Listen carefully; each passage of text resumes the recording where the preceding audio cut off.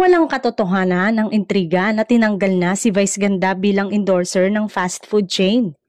Mariing pinabulaanan ng kumakalat na intriga na umano'y pinalitan o tinanggal si Vice Ganda bilang endorser ng isang kilalang fast food chain. Ayon sa mapagkakatiwalaang source, nananatiling bahagi ng pamilya ng brand si Vice at walang kanselasyon na nagganap sa kanilang kontrata.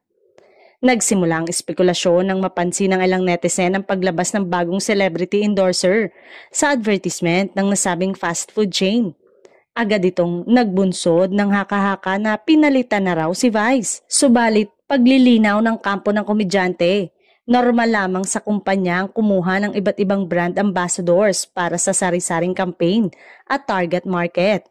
Hindi nangangahulugang tinanggal ang kasalukuyang endorser. Nananatiling maganda ang relasyon ni Vice sa kumpanya at patuloy pa rin ang kanyang visibility bilang isa sa mga pinakapangunahing personalidad na kinakatawan ng brand. Samantala, busy rin ang Kabogable Star sa iba't ibang proyekto sa telebisyon, live shows at endorsements, dahilan para manatili siya sa isa sa pinaka-in-demand na artista ngayon.